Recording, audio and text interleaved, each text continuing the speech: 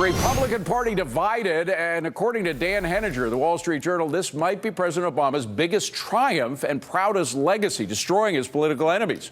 Here with reaction, Tony Sayegh, he's Jamestown Associates Vice President, he also a Fox News contributor, and Harlan Hill, a Democratic strategist and Bernie Sanders supporter. Guys, good to see you. Hey. Tony, here's what Dan says. In Obama's first term, Republicans and conservatives fought Barack Obama. In the second term, they decided it made more sense to fight each other. Has he got a point? I think they fought each other in the first term, too. If you think about 2010 and the rise of the Tea Party, I think the point is this has certainly been the design, I think, of the Obama political strategy.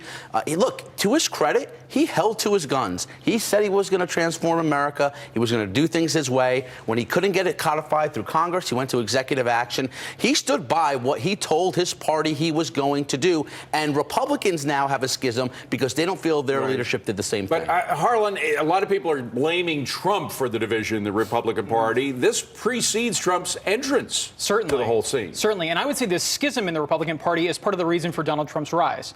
And I mean, when you really boil this down, it was interesting. Is it more Trump or Obama? I don't think it's either. What was very interesting to me in the very first debate was that Cruz did not go on the attack against Obama. He highlighted Mitch McConnell.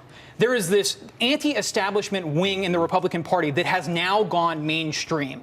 And we've seen that the only two viable candidates going into the convention, anti-establishment. Very interesting. Now, Tony, today, of course, Donald Trump met with the Republican leaders, with Reince Priebus and some others. Do you think he's going to patch us up? He has the power to. And I think there's a lot of people who are going to be watching how Trump handles the next several months. Look, he could very well get to the 1237 threshold, and if he does, I anticipate everyone will get behind him. If he comes close, I anticipate everybody will get behind him. But I think Harlan's absolutely right in the respect that I think there's anti-establishment momentum on both sides. Your candidate, Bernie Sanders, Bernie Sanders is identifying it. Think about the last two presidents prior to Obama. You had Bill Clinton and George W. Bush, Harlan, who both moved to the center largely to govern. If it's Hillary Trump, will a lot of Bernie supporters go over and go for Trump? I'm looking at him.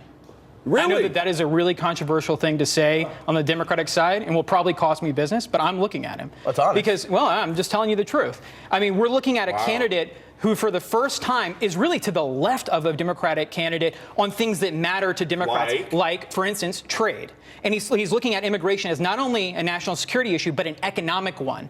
And so there are issues that I think really Donald Trump straddles the middle, and I've got to take a look at it. Very quick. And it extends to fairness. This is a rigged system in the eyes of both people on the extreme right and the extreme left. Donald Trump is the one who could run that kind of campaign against Hillary Clinton, who's the poster child of the establishment. Tony, Harlan, we're going to see you in a couple of minutes. Thank you very much, Melissa.